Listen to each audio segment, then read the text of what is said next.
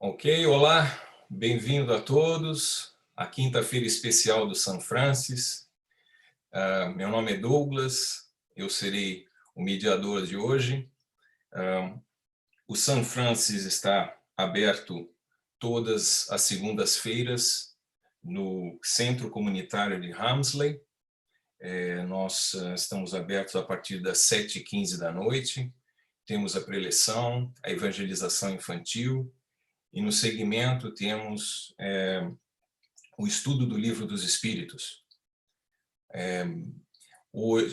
Na terceira quinta-feira do mês, temos a quinta-feira especial, onde contamos com a presença de palestrantes que vêm dividir um pouco de seu conhecimento conosco.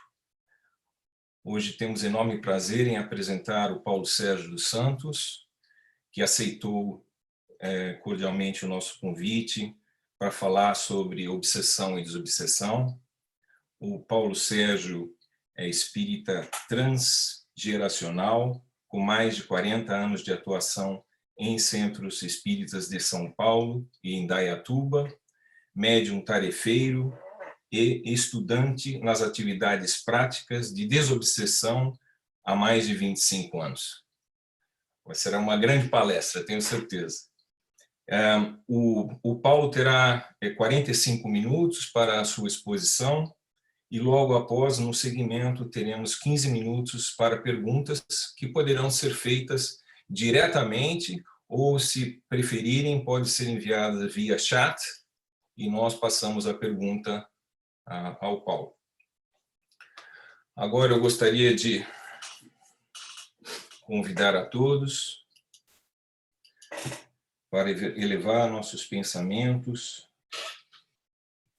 a Deus, nosso Pai, ao nosso querido Mestre Jesus, agradecendo pela oportunidade de estarmos todos aqui reunidos em família com o Paulo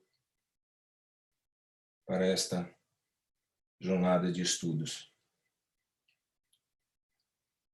Rogamos a espiritualidade de luz, aos mentores da Casa São Francis, que o iluminem, que o abençoem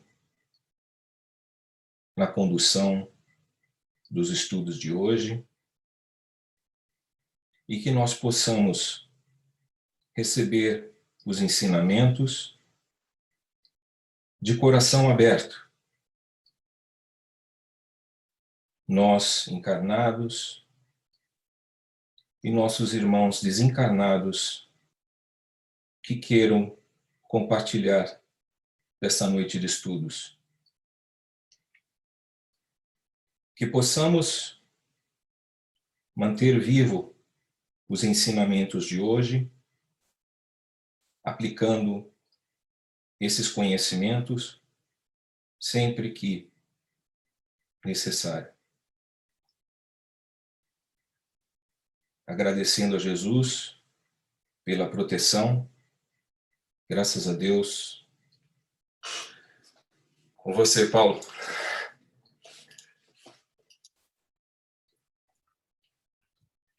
Graças a Deus. Bom dia a todos. Prazer estar aqui com vocês. O Douglas fez a minha apresentação, eu só gostaria de complementar que, além dessa apresentação, eu sou o pai da Andréia, né? E só por ser o pai da Andréia, eu recebi esse convite maravilhoso aí de estar com vocês nesta manhã aqui do Brasil, início de noite aí na Austrália, para dividir um pouco desses conhecimentos doutrinários tão importantes para todos nós. Já aviso a todos que eu não sou palestrante, eu sou apenas um tarefeiro da Casa Espírita, com o desejo aqui hoje de compartilhar os nossos estudos, que devem ser permanentes nessa área da obsessão e desobsessão e em tantas outras temáticas da doutrina espírita, tão importante para todos nós. Eu estava fazendo algumas reflexões nesse trabalho que a gente está desenvolvendo aí com vocês hoje, porque nós estamos agora chegando na 6ª geração de espíritas na minha família. Olha que maravilha. Eu recebi a oportunidade nessa encarnação dos meus avós, ou melhor, dos meus bisavós, virem da Alemanha, né, para o Brasil na Primeira Guerra e trazer na bagagem o Livro dos Espíritos, né?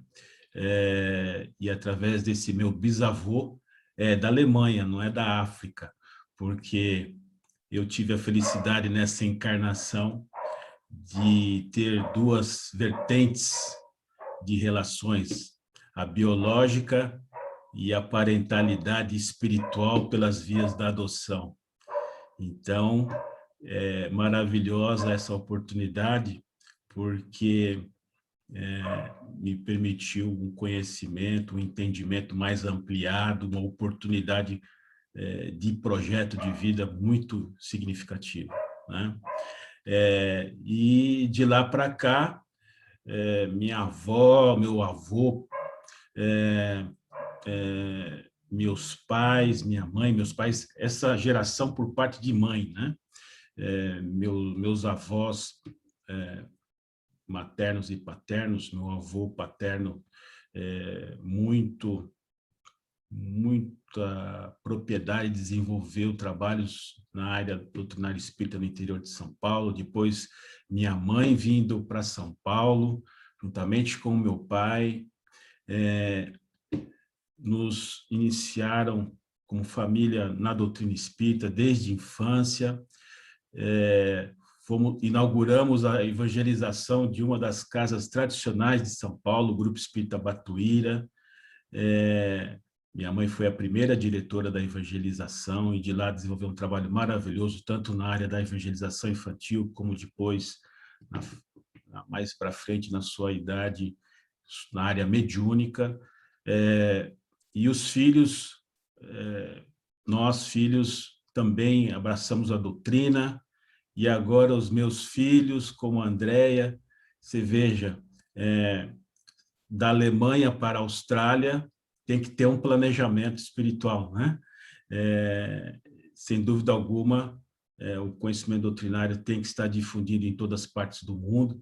E agora está chegando a minha netinha aí, né? A filha da Andréia, quem sabe a 6ª geração também leva para outros locais. Então, estou muito feliz de estar aqui com vocês, principalmente também porque o nome da casa, do grupo de vocês, tem uma grande identificação com a minha família, que atuamos aqui por muitos anos na União Espírita Francisco de Assis, onde a Andréia começou também os primeiros passos na evangelização, né? Então, o Francisco de Assis tem uma identificação também muito grande, além de ser um mentor de atuação no nosso país, responsável por colônia espiritual na região da Bahia, juntamente com Joana de Ângeles, né? Todo um trabalho articulado pelos planos superiores aqui no nosso país, então, de fundamental importância, né? Esse nome tem muito a ver com todos nós. Gostaria de falar sobre esse assunto, um assunto muito extenso, e eu quero compartilhar aqui, como eu disse, alguns estudos do nosso grupo de desobsessão, não só aqui de São Paulo, de Indaiatuba, que eu estou agora no interior de São Paulo já há 20 anos, como também em São Paulo, que tivemos uma atuação nessa área muito importante. É um tema extenso, vou tentar falar nesses 45 minutos, e eu gostaria de passar o maior nível de informação, melhor nível de informação possível dentro das minhas condições para todos vocês. Vou começar aqui compartilhando uma tela, uma apresentação. Agora vou perder um pouco o contato visual com vocês. Todos estão vendo?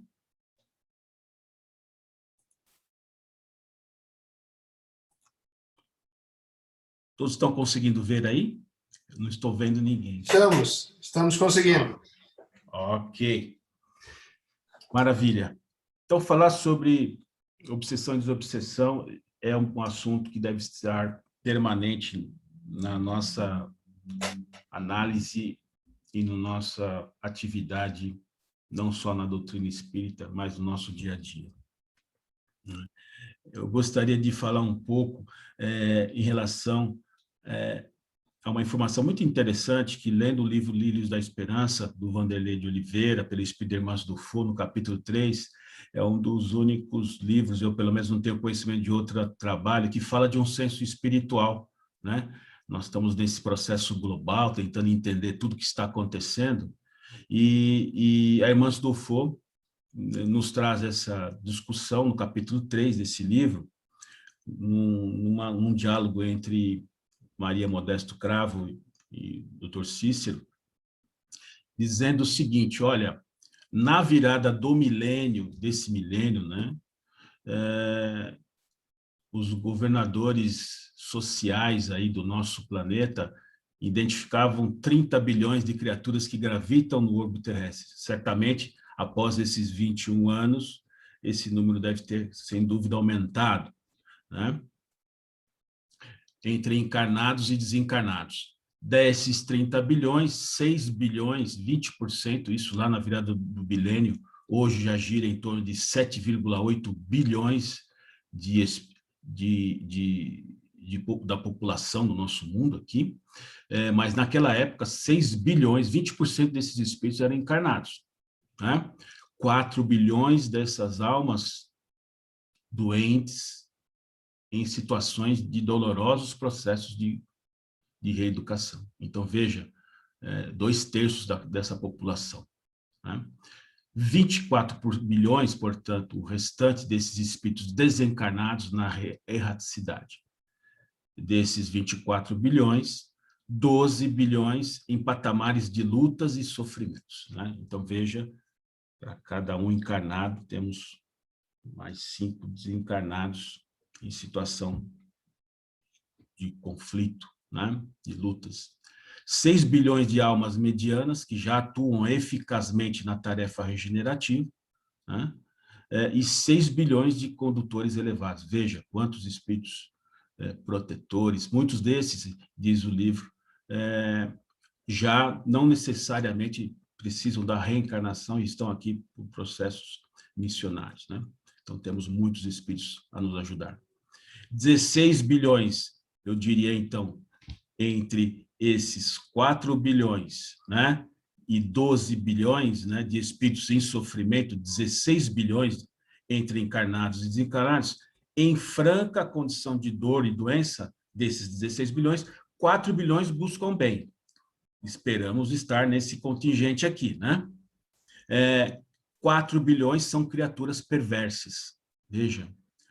E 8 bilhões, isso que mais me assustou, são espíritos que estão numa posição de indiferença ou indecisão, né? Espíritos naquela famosa situação, deixa a vida me levar, né?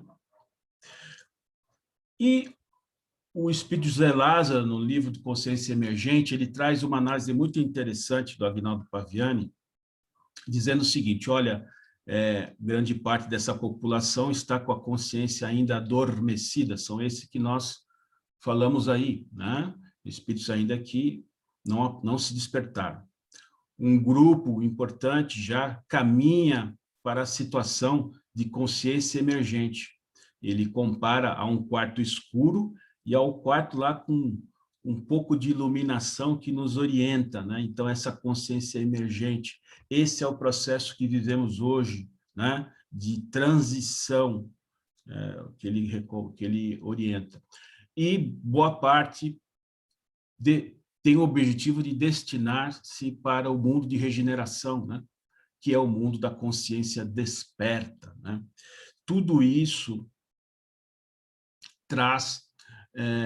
só é possível pela renovação do entendimento, né? Pela renovação do entendimento. E isso leva um tempo, logicamente, um tempo, coordenado pelas estruturas do plano superior, mas que leva um tempo. Então, não é uma situação que é imposta, né? Através do nosso livre-arbítrio. Isso leva um tempo. A nossa discussão começa lá no Livro dos Espíritos, né? No capítulo onde fala, o capítulo onde fala sobre a interferência dos espíritos no mundo corporal, influência oculta dos espíritos. Aquela famosa questão 459, né? Influem os espíritos em nossos pensamentos, em nossos atos, mais do que imaginais, a tal ponto que, de ordinário, são eles que vos dirigem, né? Eles que vos coordenam. Interessantíssimo, né? Essa resposta dos espíritos. Lá na pergunta 469, por que meio podemos neutralizar a influência dos maus espíritos? Praticando bem, né? Praticando bem, guardando e atender às sugestões dos espíritos que que vos atendem, né? De uma certa forma, estarmos sempre atentos a repelir a influência dos maus espíritos. Então, é por isso lá que no nosso oração dominical, Cristo coloca, né? Não nos deixeis sucumbir à tentação, mas livrai-nos do mal. Né? Então, o Livro dos Espíritos já nos alerta da influência dos espíritos no nosso cotidiano, no nosso dia a dia. Ainda sobre essa influência, nós podemos distinguir os pensamentos que nos são próprios, diz o Livro dos Espíritos, né? De uma certa forma, só um pouquinho aqui, daqueles que nos são sugeridos. É como uma voz que nos fala, né? Que fica latente em nossa mente. Uma outra questão, ele diz, não sofremos influência somente de espíritos maus, né? Nós temos aí a influência dos bons espíritos, como os mostramos os números. Os espíritos do bem, que nos auxiliam, né, no processo, na situação de bondade, na caridade, nos fazem buscar o equilíbrio. Né? Só aceitamos a influência dos maus espíritos por vontade própria, né? Cabe a nós repelir essas influências. E nós podemos nos livrar dos obsessores, sim, cansando a sua paciência. Interessante. Não tomando conhecimento das suas sugestões, né? Mostrando dessa forma que eles perdem tempo. A prece e a crença no bem, amparados por Deus e pelos bons espíritos, né? Então, nós temos ferramentas para nos livrar das más influências, né? O Livro dos Médiuns, que, por sinal, neste ano de janeiro, se não me engano, foi 15 de janeiro, completou 160 anos. Veja que maravilha, né? Lá no Livro dos Médiuns, ele também, no Livro dos Médiuns, ele trata a obsessão como o maior escolho na prática do espiritismo. Veja como é importante esse assunto. Em qualquer grau, é sempre o efeito de um constrangimento. Ela jamais é exercida por um bom espírito. E nesse Livro dos Médiuns, no nosso Livro dos Médiuns, Kardec faz uma classificação, colocando lá a obsessão simples, né? A obsessão por fascinação, né? E a obsessão por subjugação. Na obsessão simples, a ação persistente de um espírito malfazejo, né? Se impõe a um médium. Na verdade, por se tratar do Livro dos Médiuns, ele se refere ao médium, mas não necessariamente ao médium, mas como todos nós somos médiuns, então está tudo dentro do mesmo contexto. Nas comunicações que recebe. Lhe impede de comunicar com os outros espíritos, substitui aqueles que são evocados, o médium reconhece sem esforço a fraude, né? Principais características, quer dizer, o médium está consciente, né, dessa situação.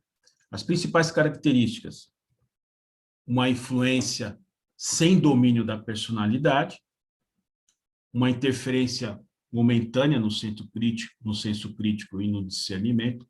Logicamente, se não for cuidado, isso torna-se mais grave. Pode acontecer de forma involuntária, né? Troca de fluidos entre o desencarnado e o desencarnado pode transmitir doenças, né? Ou causa da desencarnação até. Então, é um processo que evolui. Já na fascinação, é um processo um pouco mais grave, ou bem mais grave, é uma ilusão produzida pela ação direta do espírito sobre o pensamento do médium, que paralisa, de certa forma, o seu julgamento, perde o discernimento. Tem consequências muito mais graves. Alguns estudiosos mostram que a fascinação é o processo mais difícil de ser cuidado, né? Pode paralisar o raciocínio do indivíduo, não acredite estar sendo enganado, né? Situações ridículas e perigosas, né? Se coloca em situações das mais ridículas, isso é muito comum. E o obsessor tem a arte de dissimular, né? Já a obsessão por subjugação é uma opressão que paralisa a vontade daquele que sofre. A pessoa está sobre um verdadeiro jugo. Esse jugo pode ser moral e corporal, né? Esse domínio. Na questão moral, esse domínio é sobre as ideias e do comportamento moral do indivíduo. Tem a alteração quase completa do senso crítico e no discernimento do obsidiado. Já no domínio corporal, o obsessor atua sobre os órgãos materiais, provocando movimentos até involuntários, colocando em situações das mais críticas, né? Vamos ver isso com mais detalhe lá na terapia. E o domínio temporário sobre o organismo do obsidiado, a ponto de, na Gênese, vamos ver na frente, a se tratar o assunto até como uma possessão, né? Na Gênese, a obsessão é tratada também, já mais lá na frente, em 1868, né?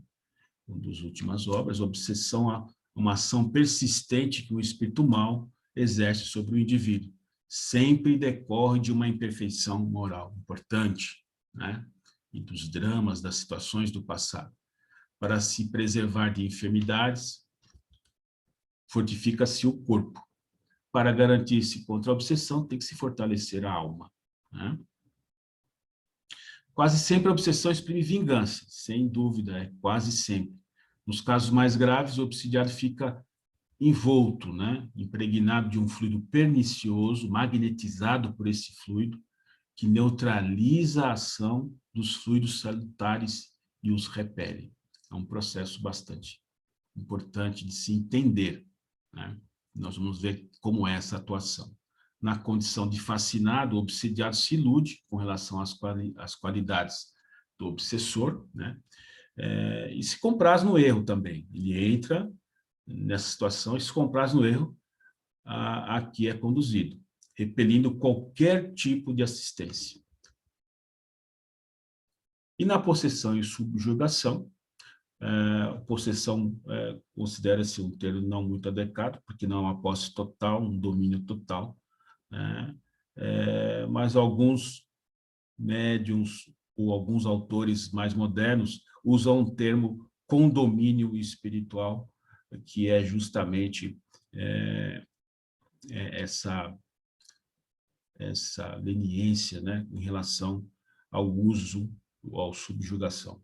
É um livro muito interessante do Hermílio Miranda, Condomínio Espiritual, com esse nome. Aí, mais para frente, já no início, final da década de 40, início da década de 50, chega essa alma tão importante no conceito doutrinário espírita, que é André Luiz. Ele abre essa discussão num leque enorme, né, de obras, e a Marlene Severino Nobre, no livro A Obsessão e Suas Máscaras, faz uma análise muito interessante das obras de André Luiz sobre o estudo da obsessão, né? E classifica em duas naturezas essa obsessão, a anímica, né, e as obsessões de natureza espirítica. Anímica, né, como condição do próprio indivíduo, da própria alma, né? E as de natureza espirítica sobre a influência dos espíritos, né? Então, na classificação anímica, né, ela faz uma classificação dos efeitos inteligentes, e aí tem a obsessão telepática, a auto-obsessão, que é muito comum, né? Personalidade antiga, cristalizada, hoje fixação mental, e hoje é utilizado um termo muito interessante, ressonância vibratória com o passado. Trazemos uma atmosfera de situações vividas no passado que ressoa de forma vibratória, que muitas vezes rompe-se por atuação.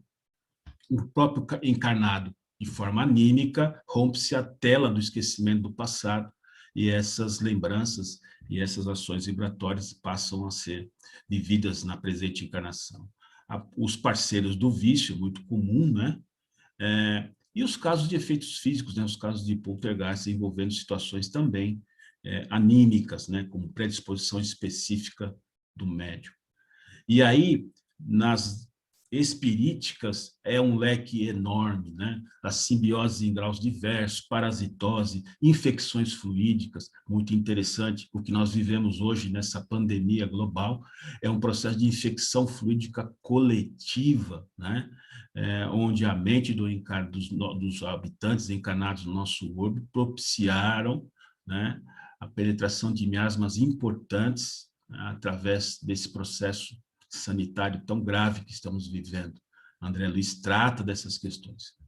Da mesma forma, por influência dos espíritos, a fixação mental, né, a ressonância vibratória com o passado, patologia, os parasitas e ovoides, os processos de disformias, né, disantropia, licantropia, o André Luiz trata muito dessa questão, vampirismo, né, enfim, uma série de situações, as obsessões coletivas, né? Pensamentos sonorizados, aparelhos que são instalados nos indivíduos, né? Em seu perispírito, o processo alérgico é uma mensagem muito interessante de Dias da Cruz, no livro Instruções Psicofônicas, que trata de alergia e obsessão, muito interessante essa mensagem. E os processos também de efeitos físicos por influência dos espíritos, né? Então, uma classificação, André Luiz abre o leque enorme de situações. Quem é esse obsessor? O obsessor é um ser importuno, né, que varia pelo grau de constrangimento, desde o simples desejo de fazer o mal até a exercício tenaz de vingança, né? É uma pessoa como nós, né? Não é um ser estranho a nós, muito pelo contrário. É um enfermo infeliz, dominado por uma ideia fixa de vingar-se, né? O obsessor é o irmão, a quem os sofrimentos e desenganos desequilibraram, né? Certamente com a nossa participação, com a nossa influência, o nosso protagonismo. Não são totalmente maus, pois possuem recursos positivos que estão adormecidos temporariamente. O obsessor nos enxerga tal como fomos no passado, né? Ele nos conhece de longa data, conhece todos os nossos detalhes, os nossos procedimentos. Não se ilude, né, se hoje apresentamos uma outra envergadura, né, uma outra couraça, ele conhece a nossa outra face. Para ele, o tempo parou no instante que foi ferido, né? No momento que teve seus sonhos destruídos, né? Quando se sentiu traído, injustiçado.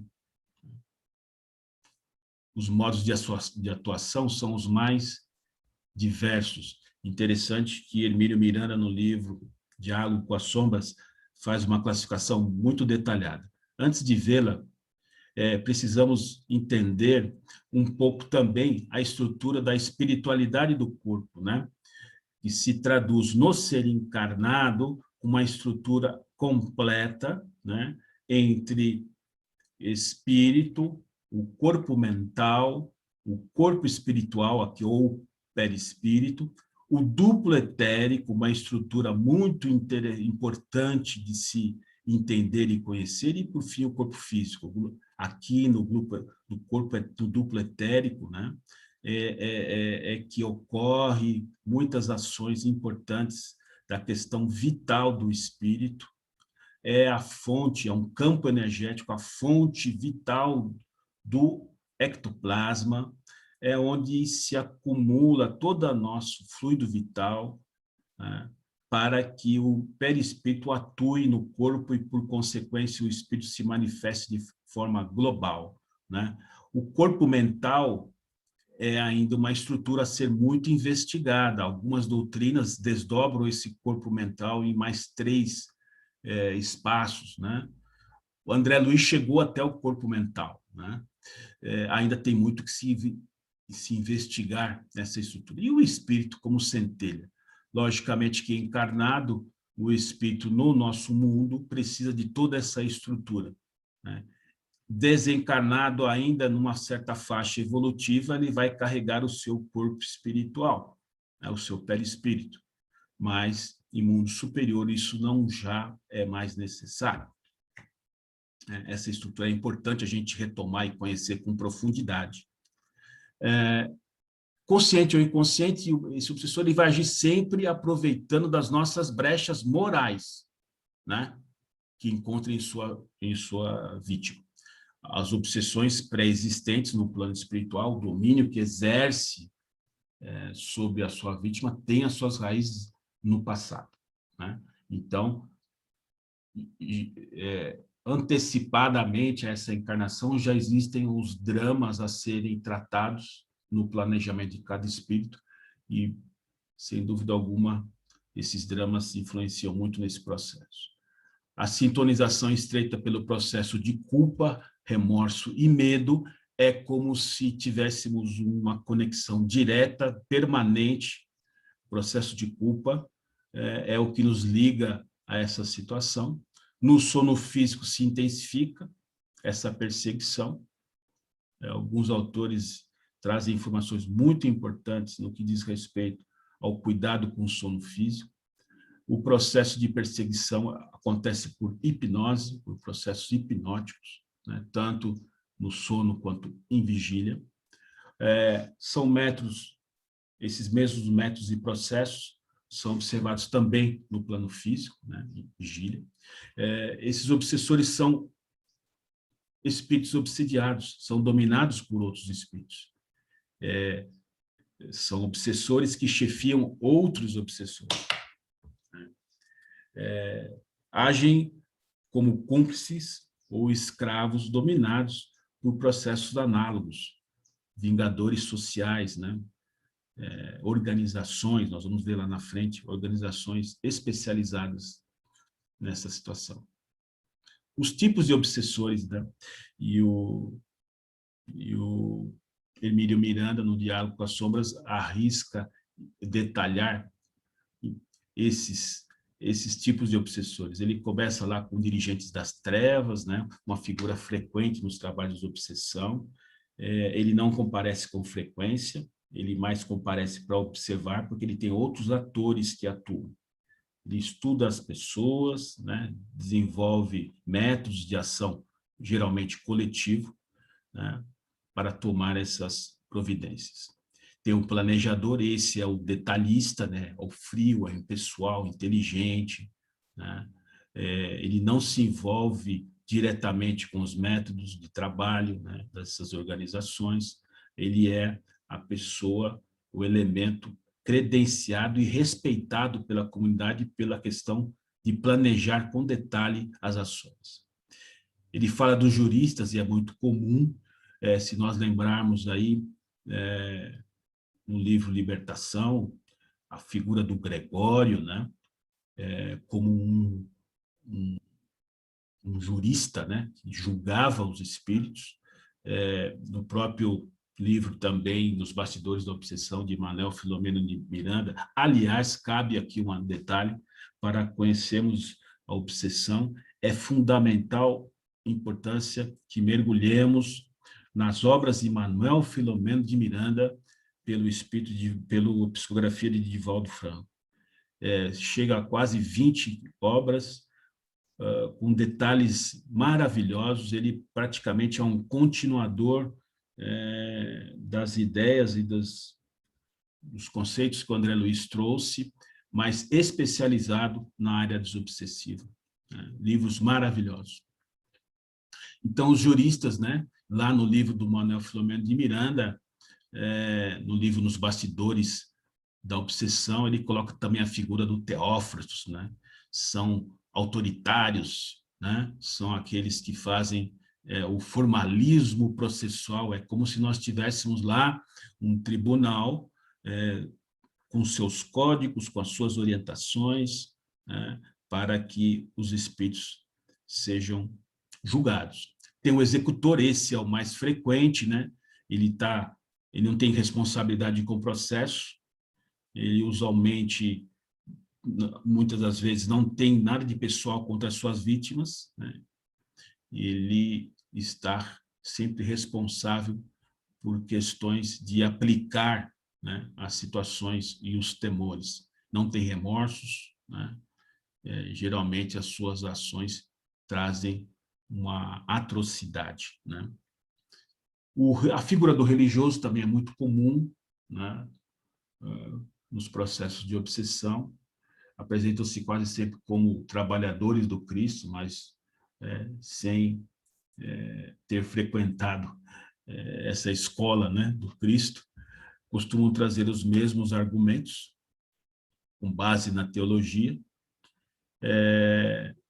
e são os companheiros desarvorados, né, no poder. Então, o religioso é uma figura bem marcante. O materialista, esse não constitui problema difícil, porque ele, como não tem uma ligação com a crença, ele está sob a descrença, ele tem condições de ser mais acessível, né, e de aceitar uma nova realidade, né, apesar da sua atuação nefasta, né? O intelectual, né, esse nem sempre é materialista, muitas vezes ele está disfarçado nas figuras do escritor, do sacerdote, artistas, poetas, né? Deixaram-se dominar pela vaidade, né? Sempre no binômio cérebro-coração, deixaram para trás, né, esses componentes do bem, sempre numa situação de sacrificar o próximo, né? O vingador, esse é um prisioneiro de si mesmo, né?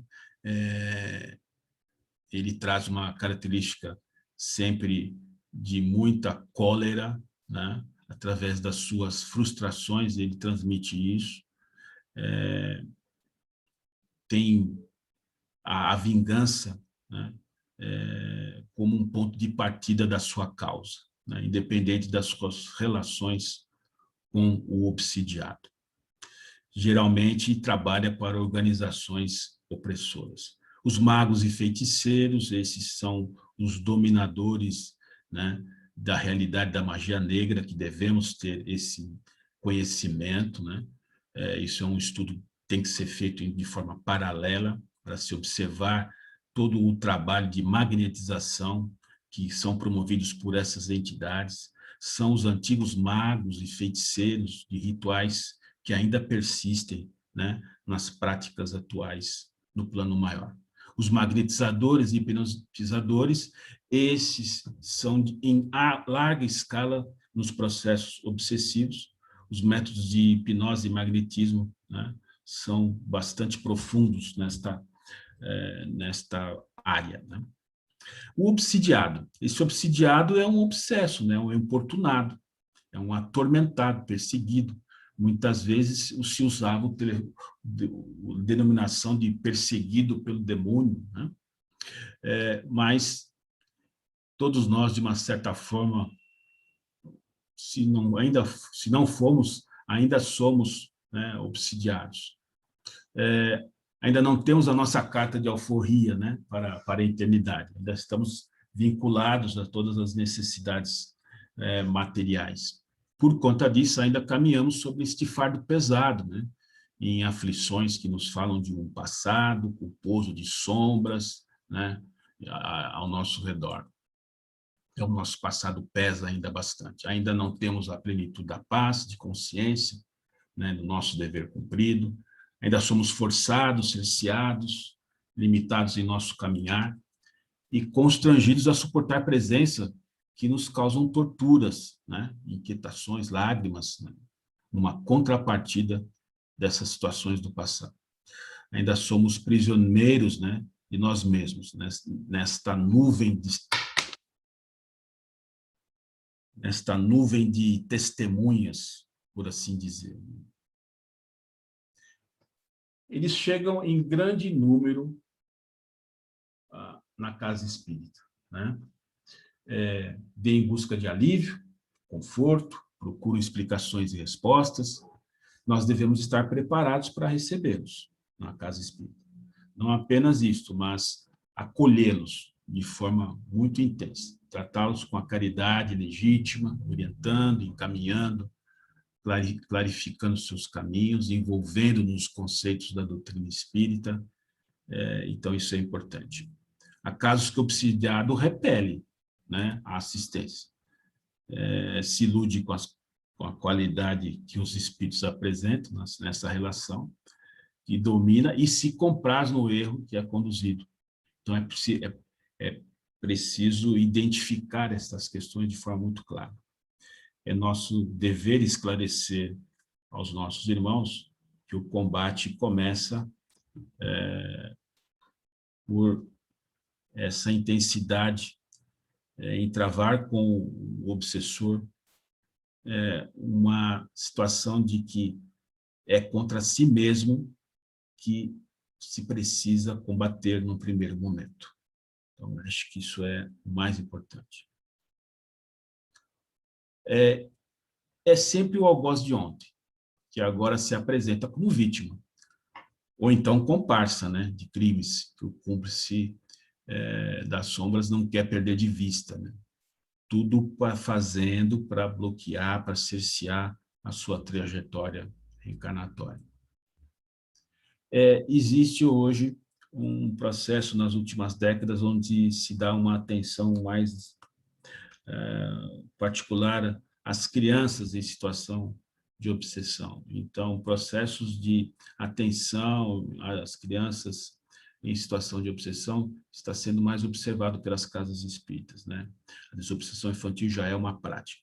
São pequeninos seres que se nos apresentam torturados, inquietos, padecentes aí de enfermidades impossíveis, às vezes, de serem diagnosticadas no primeiro momento. Muitas vezes, essas crianças estão alvo de obsessores já no berço, espíritos que não foi possível ainda desvincular, mesmo no processo da infância. Aliás, a encarnação é um alívio ao processo de tortura, né, que esses espíritos sofrem.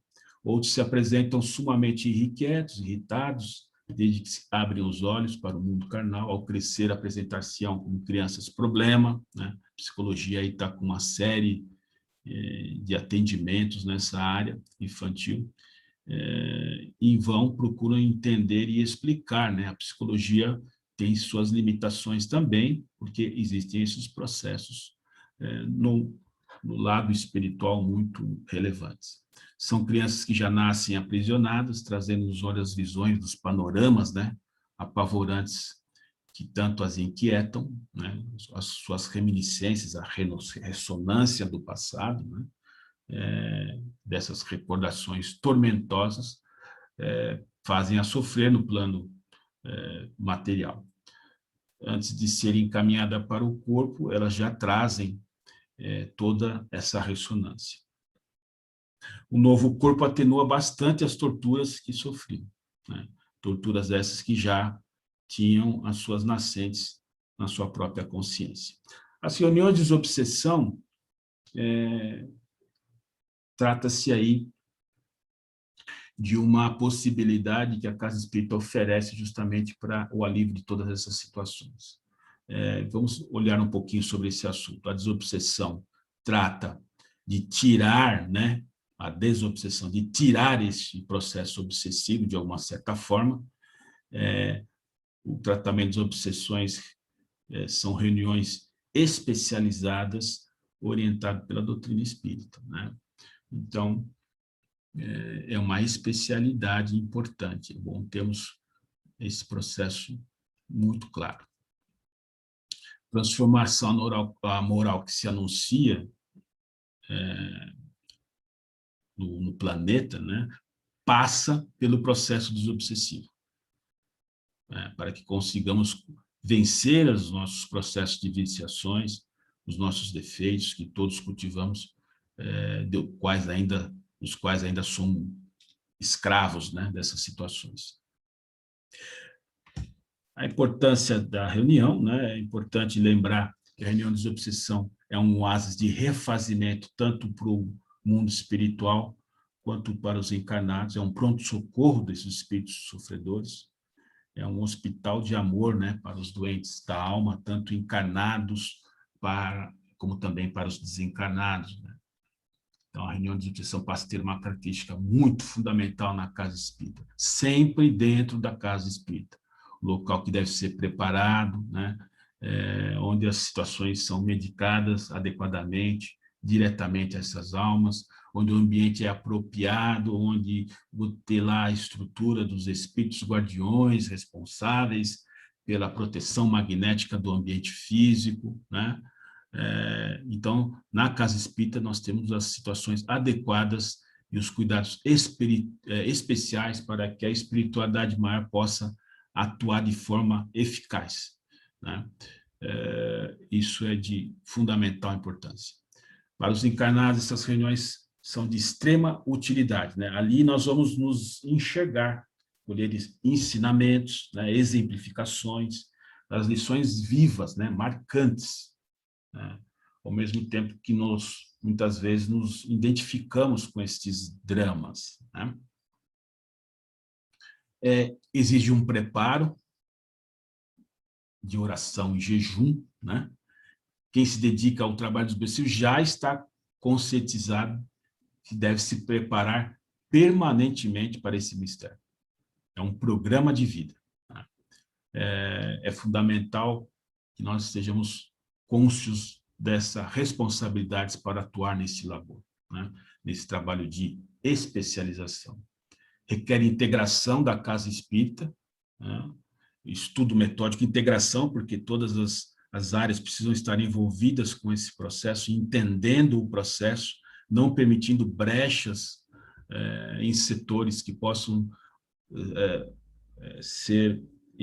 sofrer a influenciação de espíritos nas estruturas, né? Tem que ter estudo metódico, experiência, né? Sobretudo, como recomenda Kardec. Um esforço inquebrantável, né, pela transformação moral contínua, né, que nós nos empenhemos na modificação. Para o Ministério da Desobsessão, o preparativo não se faz apenas no dia da reunião, mas sim em regime integral. Como falava, um programa de vida, né? É um novo programa. Os espíritos amigos concitam-nos em preparar cotidianamente para o nosso trabalho, né? Então, para isso ocorrer, nós precisamos permanecer vigilantes. A qualquer hora nós podemos ser convocados em situações de labor no nosso dia a dia, né? De socorro. A oração é a sintonia com os planos superiores e o jejum é a abstenção e superação dos nossos vícios, né? Muito importante. O transcurso de uma reunião desobsessiva, ele é muito comum na maioria das casas espíritas, né? Leitura, prece, comunicação do mentor, comunicações psicofônicas, psicográficas, passes, né? Comunicações dos benfeitores espirituais, prece de encerramento e uma avaliação e leitura dos trabalhos, uma avaliação dos trabalhos e leitura das mensagens, muitas delas psicográficas, algumas delas até psicopictográficas pela pintura, enfim, é importante que se faça esse momento de avaliação dos trabalhos em toda a reunião. A equipe tem uma especial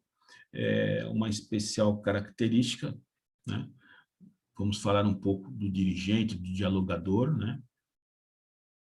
Essa equipe tem um compromisso, né? Ao ligar um trabalho dessa ordem, não é um trabalho por acaso, né? É um compromisso que nós assumimos previamente.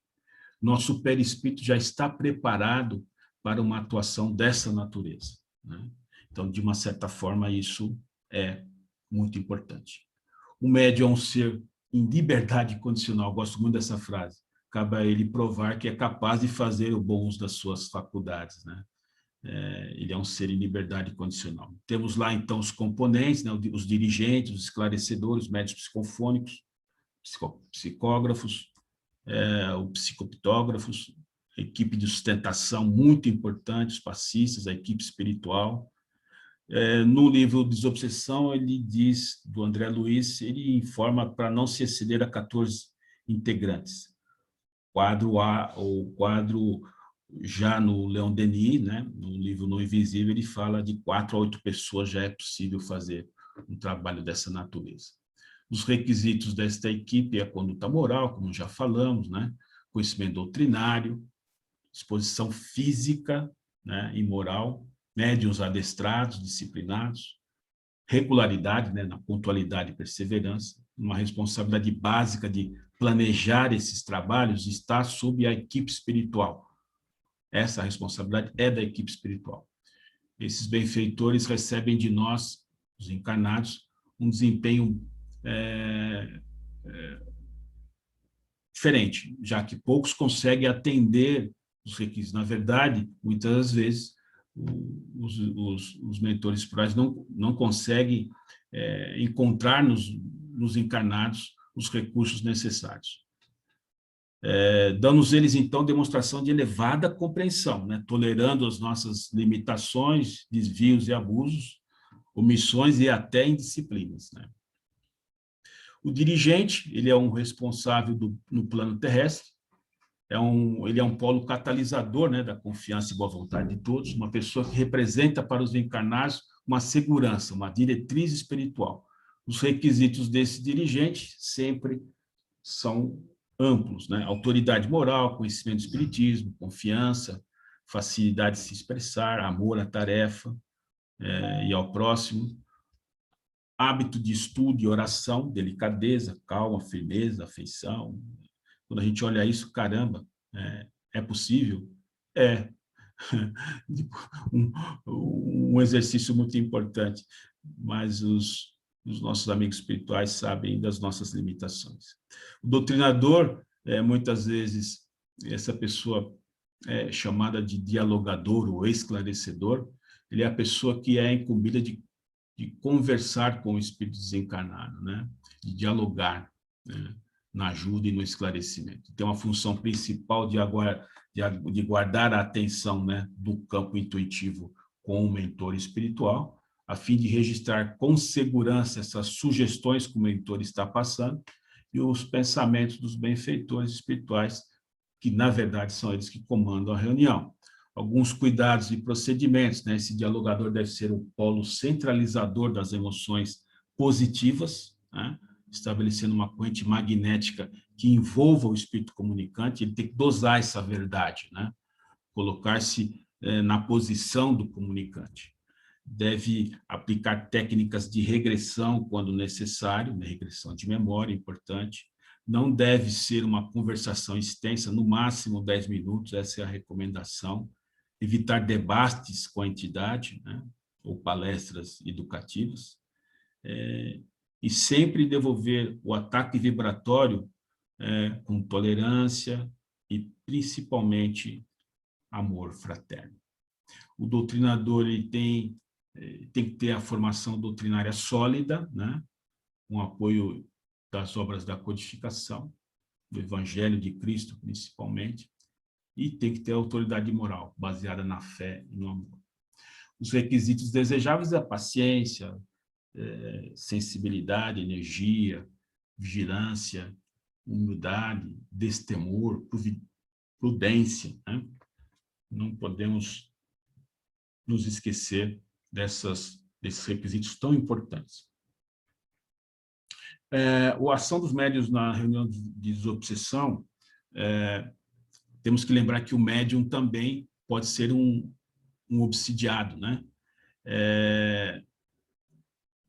Na aptidão mediúnica, em termos de atuação, é necessário o esforço de dedicação, o estudo metódico, perseverança, né? Muita vontade. como nós já falamos, por hora ainda um pequeno número de médiuns estão aptos para esta situação, diante de tanta necessidade. Essa é que é a verdade. Os médiuns são preparados, ou serão instrumentos preparados, que o mundo maior utilizará para o atendimento, dentro das suas reais condições.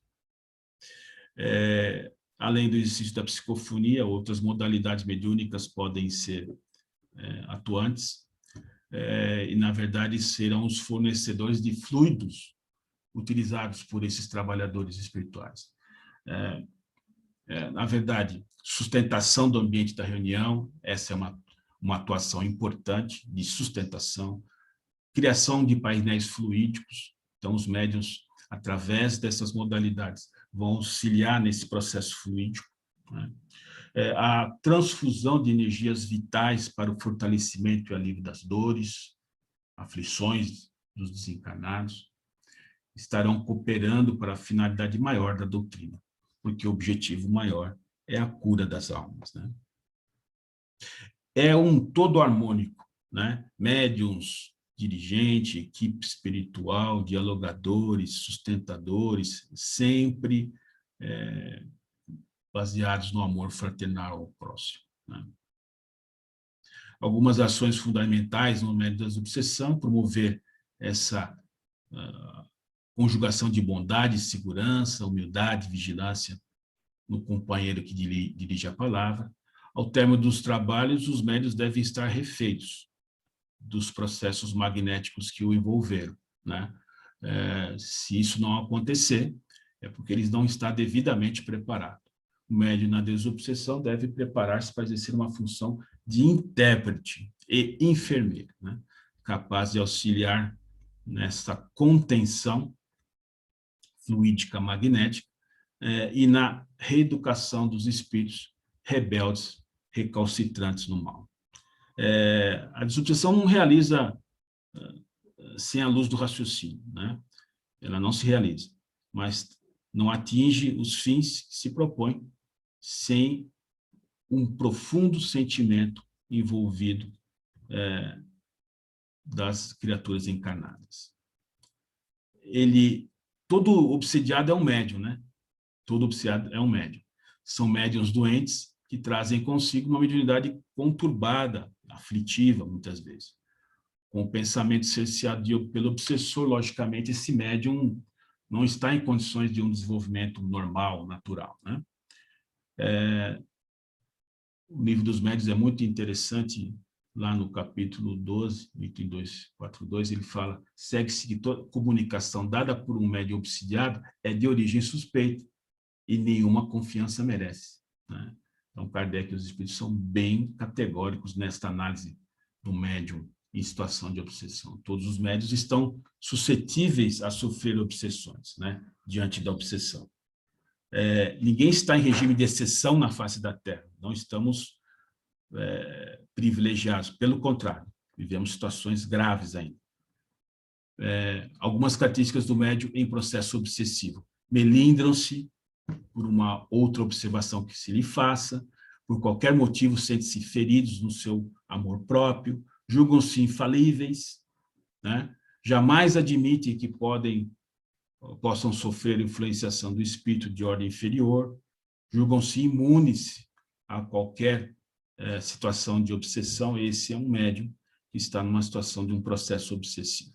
A terapêutica desobsessiva passa por o capítulo 14 da Gênese, os fluidos, que lá trata da natureza e propriedade dos fluidos, trata do perispírito, né, das criações fluídicas, e também trata da obsessão, né? Como que acontece isso? Qual que é o processo? É um domínio de alguns espíritos inferiores sobre certas pessoas, nas suas variedades, né, como colocou Kardec. Obsessão simples, fascinação e subjugação. Diferem no grau só de constrangimento e na natureza dos seus efeitos. O mecanismo, que mecanismo é esse? Um espírito em sofrimento, mal ou perverso, por assim dizer, ele está sofrendo o quê? Uma influência, né, magnética negativa de sua vítima. Ele põe-se no estado chamado de catalepsia moral. Ele torna-se um indivíduo instrumento, às vezes cego de sua vontade, né? São as situações que causam esses processos obsessivos. Na obsessão simples varia com o caráter do espírito, né? É essencial que esse espírito, pela razão, prove ao espírito que não está iludido por ele, né? Demonstre paciência para com ele, nos seus sentimentos, travar com benevolência e bons princípios uma batalha, né, para vencer essa situação. A lei natural é que, convencido de que perde seu tempo, ele vai se retirar, né?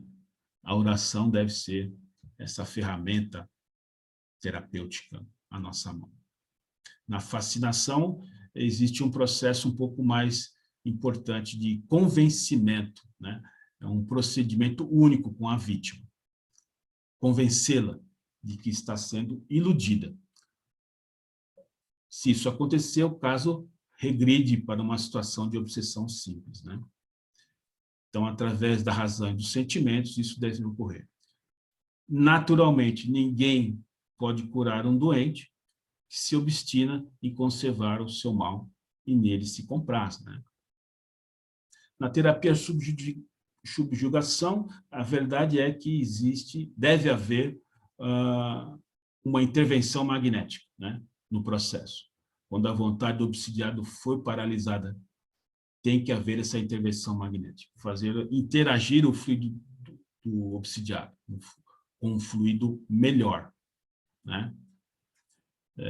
A qualidade desse fluido depende desse conhecimento, da qualidade moral do magnetizador. As técnicas, não se sabe as causas e razões ou a experiência do obsessor, nós não sabemos. Nós devemos ouvir e identificar essas dores, né? O doutrinador deve ser o único meio de contato e de comunicação com o manifestante. Não deve haver outro tipo de interferência, além do doutrinador encarnado, para que os espíritos orientadores possam concentrar-se no processo. Durante o processo, todos os presentes devem vigiar os pensamentos, em termos de sustentação, né? Através de uma linguagem... Opa, desculpe.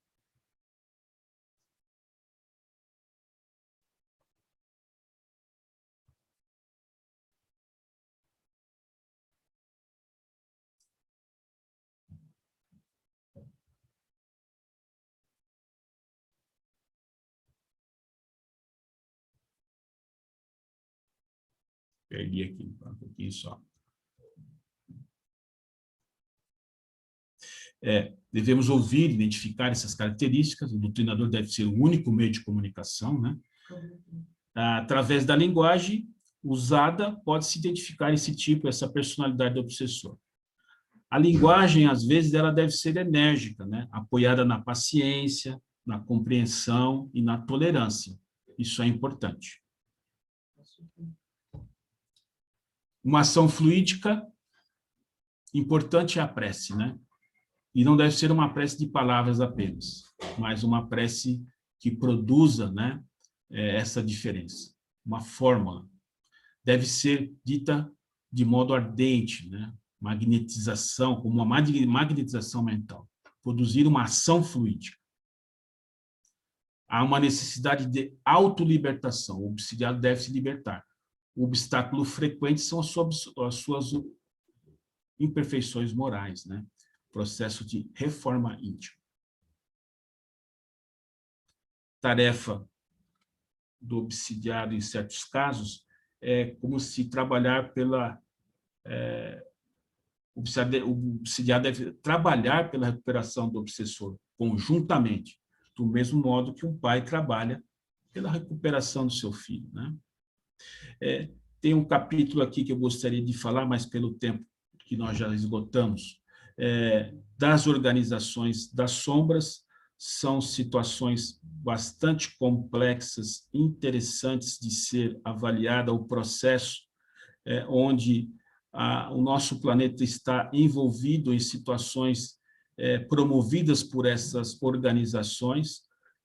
Cristo nos coloca o Consolador através da doutrina espírita, porém as organizações das sombras, elas querem romper com esse processo, interferir, adiar esse processo de renovação do nosso planeta, né? Nós vivemos um paradoxo social. Qual é a consequência? Essas tramas se organizam para deter esse avanço, né? Essas organizações, elas têm características muito particulares, né?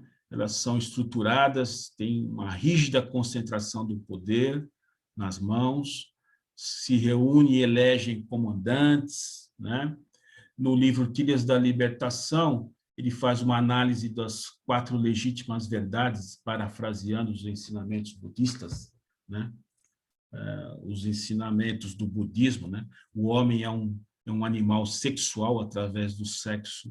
Essa contenção do consolador é obtida.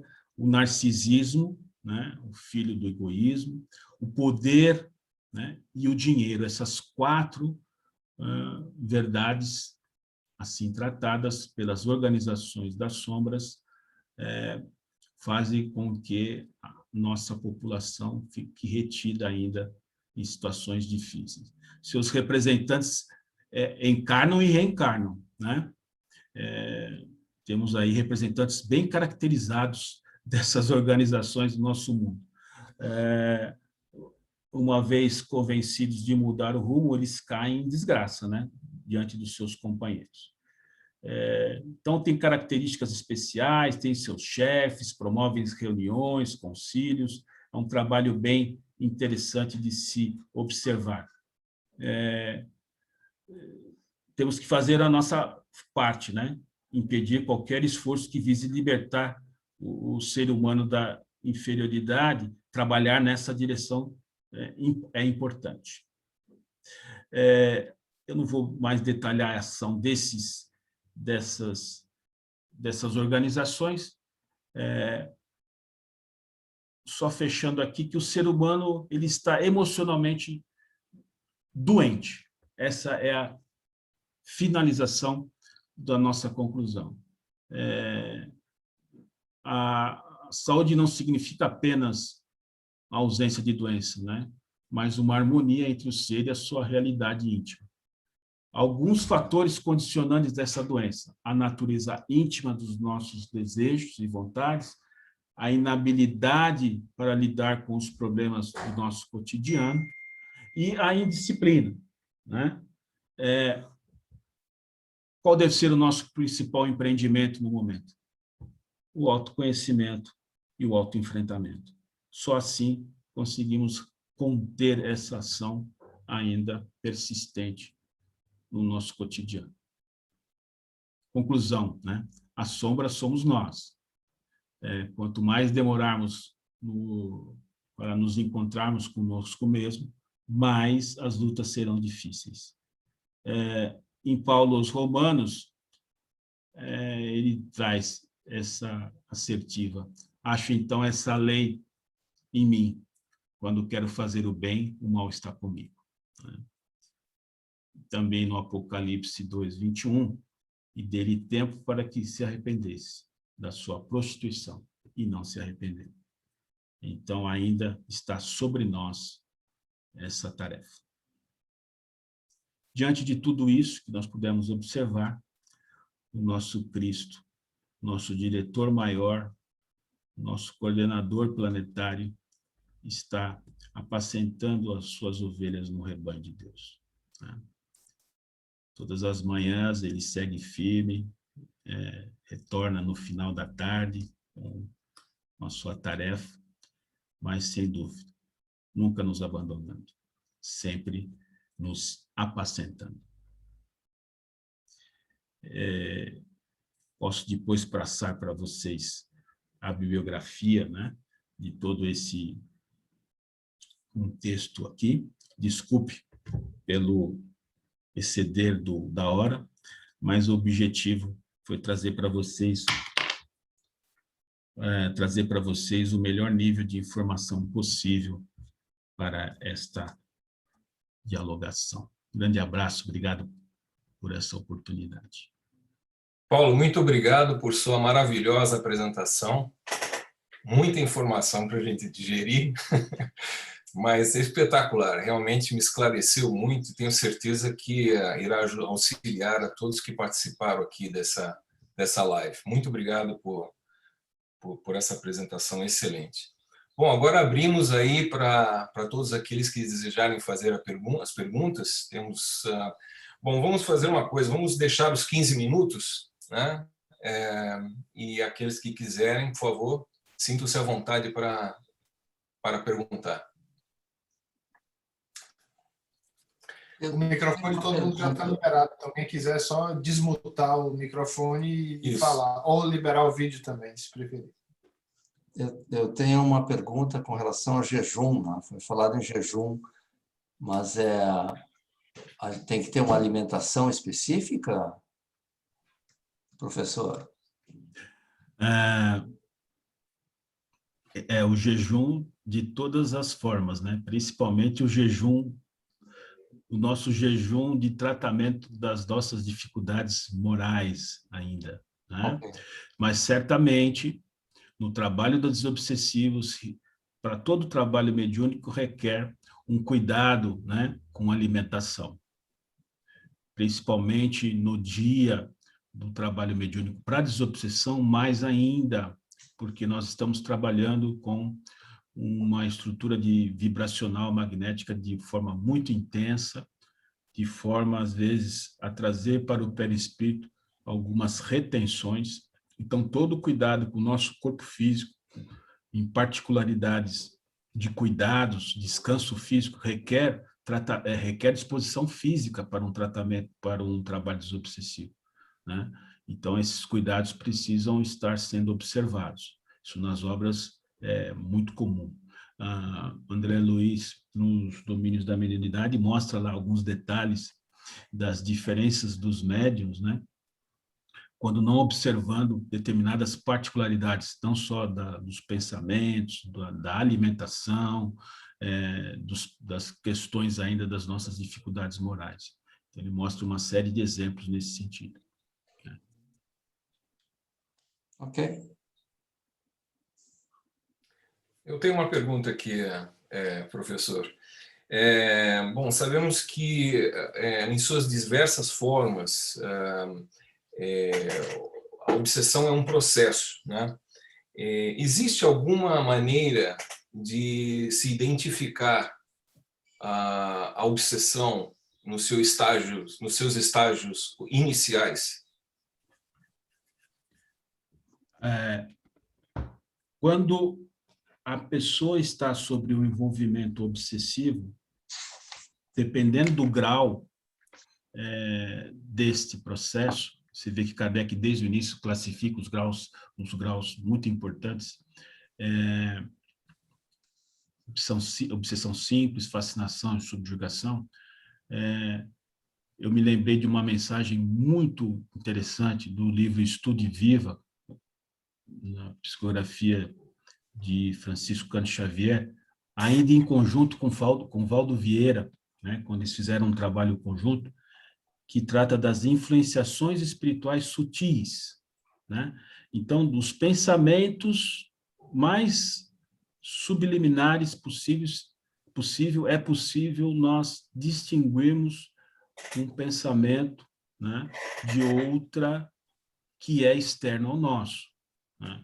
Então, desde as nossas mais sutis influenciações até as mais ostensivas, o médium tem consciência do que está acontecendo, né?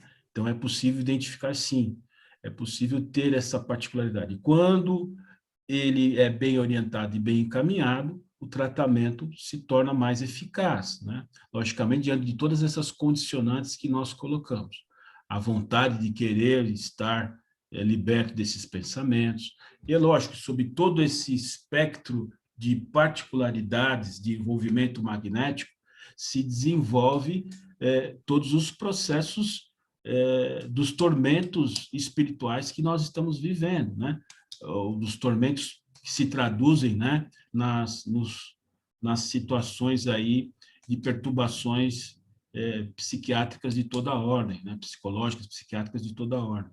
Então, é possível, sim, identificar desde do pensamento mais sutil, e Kardec é claro nisso, lá no Livro dos Espíritos, e temos que agir para reverter. É que ainda com as nossas situações de inferioridade, nós nos comprazemos, nos alimentamos desses pensamentos, né? E aí o processo se acumula, além dessa inserção e das ligações com o nosso passado. Obrigado, Paulo. Alguma pergunta a mais? Bom, enquanto aguardamos aí alguma pergunta, na sequência dessa pergunta, né, identificar esses processos em crianças, eu acho que se torna um desafio muito grande, né, para os pais, por exemplo, especialmente, como você colocou aqui, as crianças na mais tenra idade podem sofrer processos de obsessão. Fica bem complicado para os pais poderem, através de simplesmente observação, concluírem que essa criança poderia estar em processo de obsessão. Existe alguma coisa mais que os pais possam fazer, além de supor que o filho tem um comportamento um pouco estranho, porque a agressividade é uma coisa até certo ponto natural, né? As crianças, quando estão crescendo, podem ter um comportamento mais agressivo, menos agressivo, então eu acredito que necessariamente não possa ser entendido imediatamente como obsessão, né? Mas num caso que um pai tenha dúvidas, por exemplo, o que você recomendaria?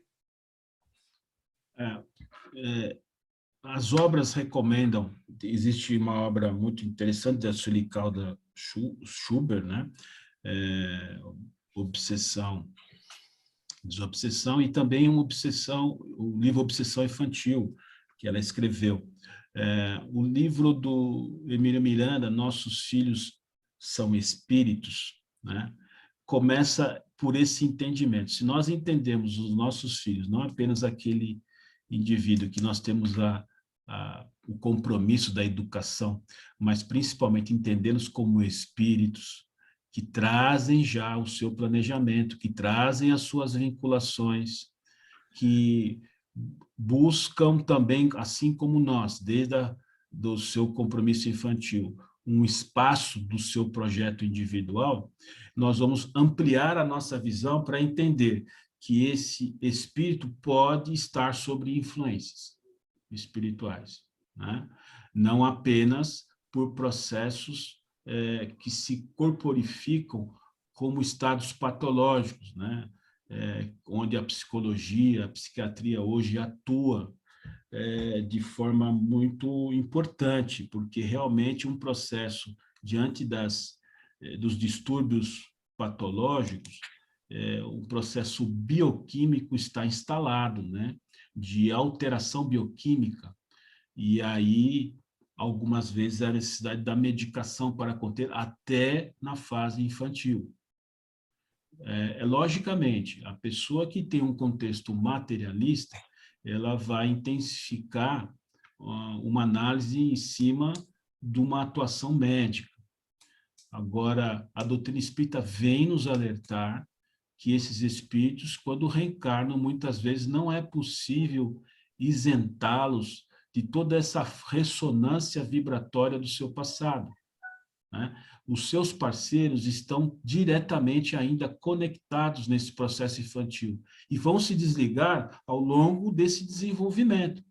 E cabe aos pais estarem atentos a esse processo. A desobsessão infantil, a obsessão e desobsessão infantil é um fato novo no movimento espírita e nas casas espíritas. Não existe ainda uma literatura ampla, especializada nesse sentido. Alguns autores estão arriscando a trazer essas informações, mas ela é muito notória. Algumas casas espíritas que atuei em São Paulo, né, iniciaram esse trabalho. Aliás, Alguns dos meus filhos foram pacientes, né, da desobsessão infantil. E essas casas estão entendendo e mostrando para a comunidade espírita a importância desse atendimento, deste cuidado e os resultados que estão sendo trazidos. As crianças, naqueles processos que não dormem, têm um sono conturbado, muitas das vezes, não conseguem ter a atenção no processo da educação adequado, não conseguem ter um equilíbrio, são extremamente irritadas.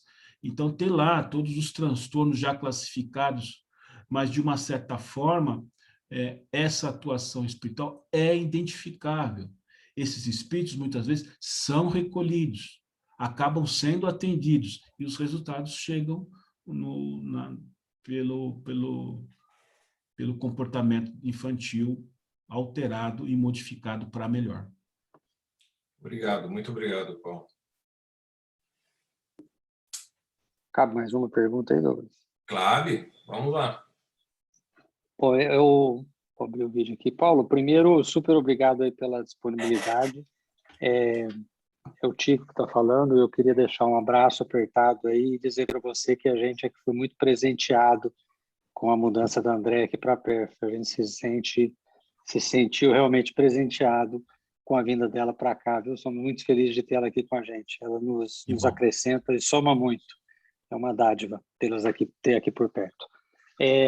A respeito da palestra, a respeito da obsessão e desobsessão, tem um dos aspectos que você enumerou lá, pontos importantes para ser considerado um trabalhador nessa seara da obsessão e desobsessão. E como você mesmo comentou, quando você trabalhava o assunto, a gente se sente completamente longe e despreparado para chegar nesse trabalho de obsessão. Mas, ao mesmo tempo, você comentou que um deles mais importantes é a sua força, a sua coragem no sentido do bem e a sua moral, né? O quanto você consegue caminhar moralmente. De novo, considerar-se 100% evoluído moralmente também, talvez a gente vai ficando muito distante. Mas onde eu queria chegar é se você concorda que, como esses trabalhos de desobsessão e obsessão dentro da casa espíritas, na maioria das vezes não, você também comentou lá, são liderados e são gerenciados pelo lado espiritual. Em muitos momentos, a casa espírita vai ser empurrada, sem perceber, a iniciar os trabalhos de desobsessão e obsessão, ou melhor, de desobsessão, por conta dos casos que vão chegar até a casa. E se você concorda que, em alguns momentos, a gente não vai se sentir preparado para tal, mas vai ver a necessidade aflorar. E se mesmo assim, a gente deve tocar adiante. Acho que esse era o meu questionamento. Obrigado de novo, viu, Paulo? Eu que agradeço, viu, Tico? Na verdade, a casa espírita ou o agrupamento espírita, eu acho que aí no lado da Austrália podemos chamar de agrupamento espírita, porque vai se transformar talvez numa casa espírita com uma atuação com modelos diferenciados, é lógico, pela realidade aí local, mas sempre nessa estrutura. Ela tem seus estágios, né? E seria muita pretensão nossa querer que aqueles requisitos se estabeleçam de forma plena.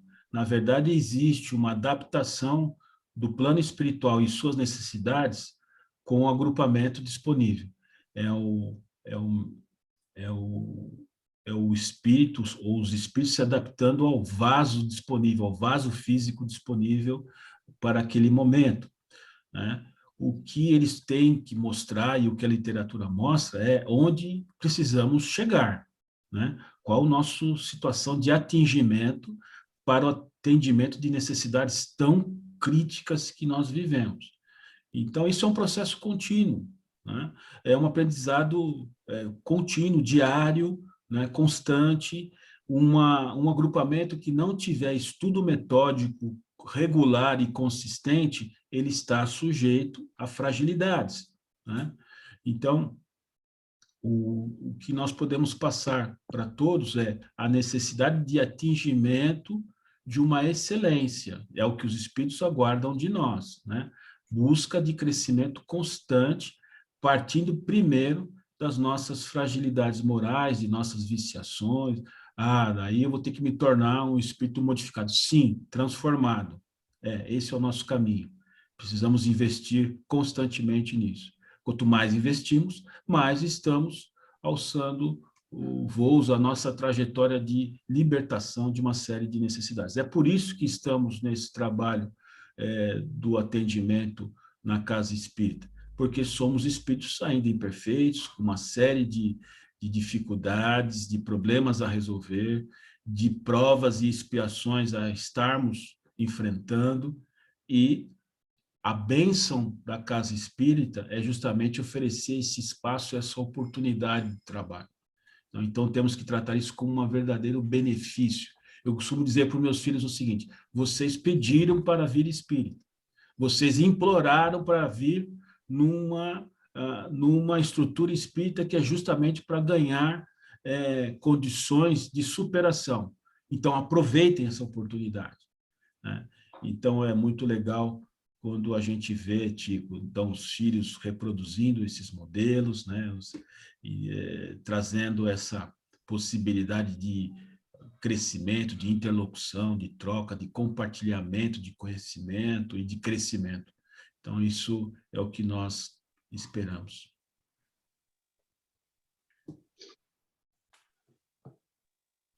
Paulo, muito obrigado.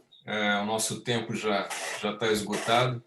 Acho que poderíamos passar horas aqui, isso é um tema muito interessante e eu gostei muito da maneira que você abordou e nos explicou em detalhes cada parte no processo.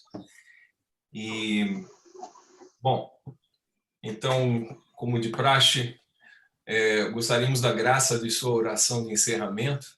E, mais uma vez, nosso muito obrigado por sua participação. Espero que possamos nos encontrar outras vezes aqui nesse fórum, na Quinta Especial. Esse tema é bem abrangente, então poderia ser continuação da história de hoje ou outros temas, né? Mas muito obrigado por sua participação. Existe, com certeza, nós atingimos só o nível intermediário, tá? Tem um nível avançado aí. Tem os assuntos que nós estamos buscando agora entender com mais propriedade, que são as obsessões complexas. Tem uma série de obras já disponíveis aí para nós estudarmos. São trabalhos extremamente pertinentes às situações que nós estamos vivendo. Então, tem um nível avançado que a gente precisa atingir aí. O básico, acho que nós passamos, né? Pelas obras doutrinárias básicas, né, do Kardecianas. O André Luiz, gostaria de fortalecer uma coisa. Para conhecer a obsessão e desobsessão, alguns autores importantes, tá? Volto a repetir. Posso até mandar a bibliografia para vocês aí depois. Kardec, é lógico, né, as obras kardecianas, as obras de André Luiz, as obras de Ivone Pereira, né?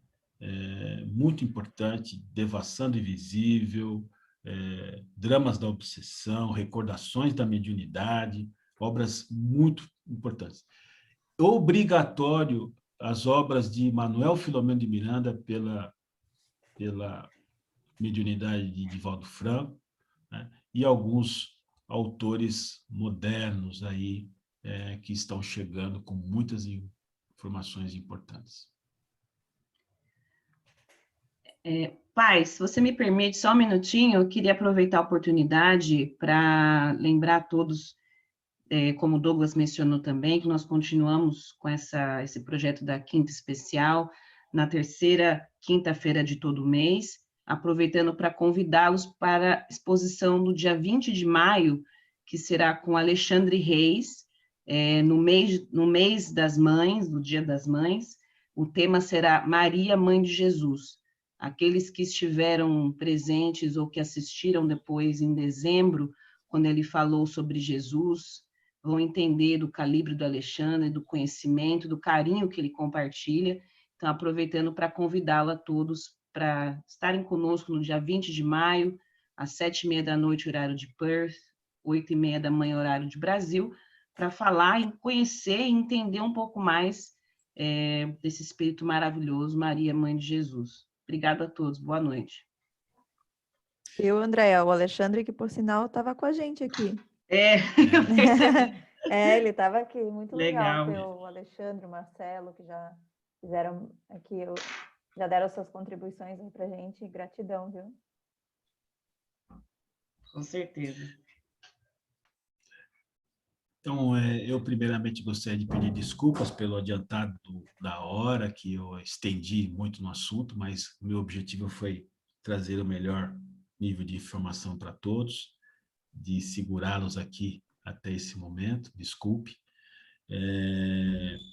e agradecer essa oportunidade maravilhosa de estar compartilhando com vocês, que agora são também meus amigos, e foi um prazer conhecê-los.